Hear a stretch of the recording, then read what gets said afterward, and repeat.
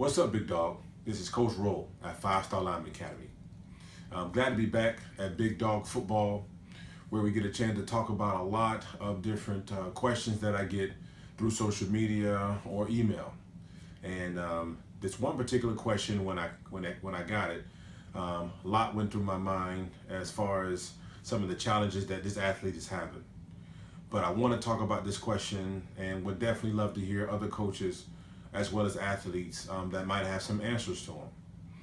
But here's the question. So this question comes from Jay Smith, and Jay Smith asks this: Coach, how do you play with your hands when the other guy is sticking his helmet under your chin?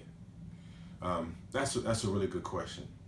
And there are a lot of things that went through my mind when asked this question. For me, the first thing that I would check is his stance. It starts in your stance. Every time I've gone to the doctor, they always take my vitals. They always check to see if I'm healthy. They check specific things to make sure that those things are right before I even see the doctor. And in this case, I kind of feel the same way.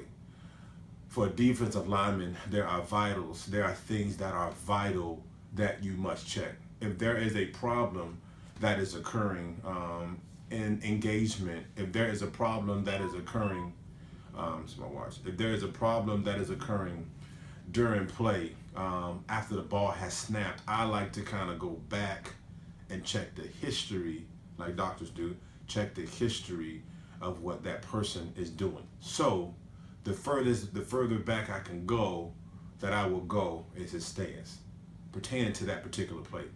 Coach, I got off the ball. When I got off the ball, the offensive lineman stuck his helmet underneath my chin. Okay. That's what happened. Let's go back.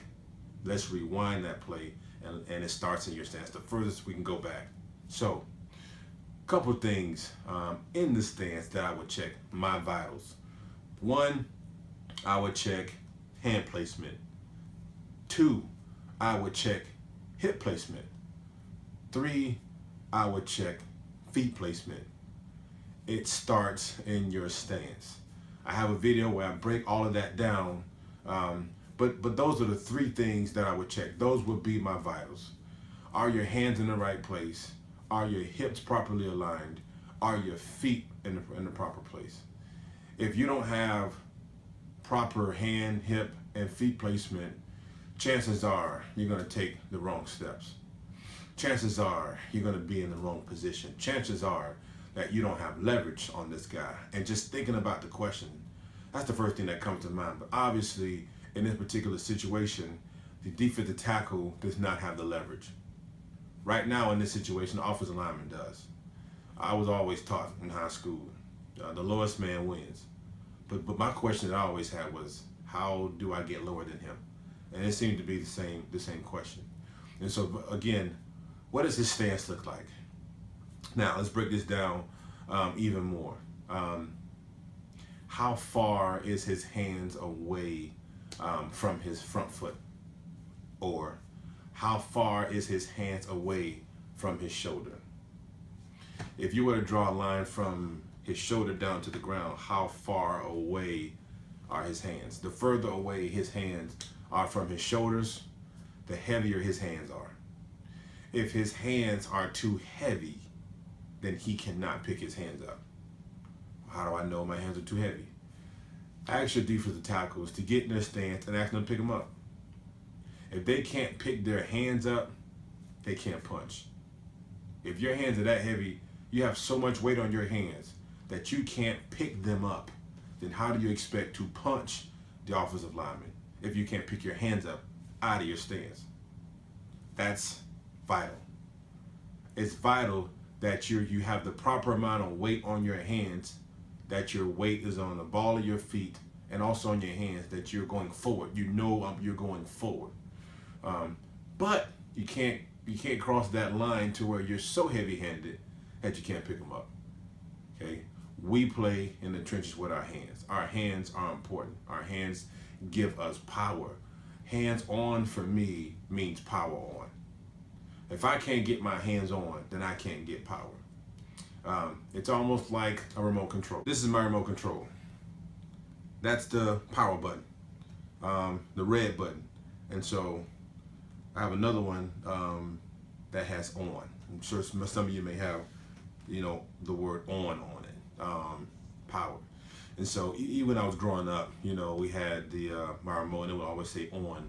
And every time I knew if I hit that on button, I knew that I had power. And I knew that I had control of TV. And so here's my point that I always tell my guys is on means power. If I can't get my hands on, I don't have control. If I don't have control, I don't have power. And so what's important, Big Dawg, what's vital is that you must get your hands on. If you can't get your hands on, you don't have power. You don't have power, you don't have control. Well, Coach, how can I get my hands on? Well, you have to be able to get your hands off the ground. If you can't get your hands off the ground, then how can you get your hands on the lineman? It's just, it's difficult to do. So first thing is, am I in a good stance? Are my hands too heavy? Are my hands too heavy to the point where I can't pick them up? If I can't get them off the ground, then I can't get them on the guy in front of me. I can't do that. They're too heavy. And that starts in your stance. Second thing is hips. People don't always realize how important your hips play. If your hips are not properly aligned, that front leg is not in a 90-degree angle. The 90-degree angle on that front leg, on that power leg, is going to help maximize power out of your hips. It's going to load. Right now your hips are loaded because your front foot, or your front leg, is at a 90-degree. That's going to maximize power. Anything lower than that, it's going to be really hard to come out your hips. And if your hips are too low, then your arrow is aimed too high. Sometimes that's why you lose leverage. If your hips, if this is my head and this is my hips, if your hips are low, look where my arrow is facing. It's going up. And in this case, you're going to lose leverage because you're going to fire out this way as opposed to that way. Just naturally, we all raise up. Every dog raise up when he comes out of his stance, and that's just going to happen. But if you raise up from this position, you lost leverage. But your hips need to be slightly above your head, and most of the time, that's going to form that 90-degree angle. And so again, I have this on video where we break down the stance, but that's important. Where is your arrow facing in your stance? Is it going to be at him, or is it going to be up? And that depends on your hip placement. Feet placement. Sometimes you'll see the guy's feet turned out this way instead of turning that heel out. And now I'm aiming forward, or I'm going to go straight. And if it's a base block, that's a whole nother discussion. But if it's a base block, then my heel need to be turned out, and my feet, 6-inch powers, need to go forward. If it's a base block, when you see, check your guys out, or dogs, check yourself out. Look at your feet placement. If your feet are turned outward, this is for me called flat foot, where your weight is on the inside of your foot. Weight is on the inside of your foot. Some, college coaches or NFL coaches like that, and it's all preference. For me, at least, this means you're catching. For me, all your weight is on the inside. I need you on the ball of your feet. When you're on the ball of your feet, you activate every muscle in that leg. Every muscle. And so I want your weight on the balls, and on the balls of your feet, and I want your heels turned out that activate that foot, the ball to your feet, and then now I want you to power step forward instead of catching. So the first part of this question, what's vital to me, is hands, hips, and feet. That, for starters, that's what I'm checking right off the bat. So yeah, coach, hands, hips, and feet are in great position, and all that checks out. But I'm still not in a good position. He's still underneath my chin. Okay, boom. Let's move on to the next thing. The next thing I would check is, yes, you're in a good stance, but are you in a stance in relations to your objective? Your alignment has an assignment. Your alignment has an assignment. Your alignment has an assignment. Let's say this slow. Your align has a sign. Where are you lined up? Coach, I'm in a 0 technique, head up over the center. I'm in a 2 technique, head up over the guard. I'm in a 2-eye, I'm in a 3, I'm in a 4, I'm in a 4-eye, I'm in a 6, a wide 9. Where are you lined up? And based on your alignment, how is your stance? So let's say I'm the right defensive tackle, and I'm in a 3 technique, which is outside shoulder of the guard. What hand do you have down? If I'm the right D tackle, think about this with me. If I'm the right D tackle and I'm over the right guard, or the offensive left, the defensive right guard, and I'm in a 3 technique, what hand do you have down? It should be, your answer should be the left hand. I should be in a left hand stance. What I like to say is the hand nearest the man should be down. If that man is to my left, then my left hand should be down. We call this the man hand, right? Man hand. Coach, why does that matter? Man, that plays a huge part in what you do and how you do it.